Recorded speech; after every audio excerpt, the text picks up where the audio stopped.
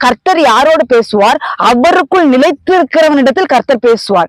அவரோடு கூட நடக்கிறவனிடத்தில் கர்த்தர் பேசுவார். அவர் நடந்தபடியே யார் அவருடைய பாதையில அடிச்சுவடிகள் நடந்து போகிறானோ அவனிடத்தில் பேசுவார்.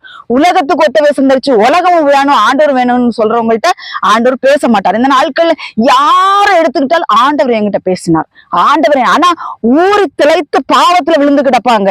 ஆனா அவங்கள்ட்ட கர்த்தர் பேசினாருன்னு சொல்லுவாங்க. பொய்யின் ஆவிகள் இதெல்லாம். இதுதான் மாமிசத்தின் கிரியைகள், இதுதான் ஜீவனத்தின் பெருமைகள். கர்த்தர் என்கிட்ட பேசினார். கர்த்தர் அப்படி என்ன எல்லாத்தையும் பேசிக்கிட்டு இருக்கிறார் ஆண்டவரு? பாவிகளுக்கு தேவன் செவி கொடுக்கறது இல்லைன்னு சொல்லியிருக்கு.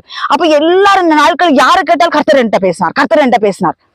அந்த காரியங்களை நம்ப கூடாது. கர்த்தர் எப்படி பேசுவார் என்றால், கர்த்தர் வாரவங்கள்ட்டையும் போறவங்கள்ட்ட என்ன கர்த்தர் பேசிக்கிட்டே இருப்பாரா? கர்த்தர் பாவத்தை கண்டு எவன் விலகி கர்த்தருக்கு பயந்து அவன் நடக்கிறானோ அவனிடத்தில் தங்களுடைய ரகசியங்களை கர்த்தர் வெளிப்படுத்துவார். அதான் வசனம் சொல்லுது. ஒருவன் தனக்கு கர்த்தருக்கு பயந்து அவரிடத்தில் அன்பு கூர்ந்து அவருடைய பாதையில் எவன் நடக்கிறானோ அவனிடத்தில் கர்த்தர் பேசுவார்.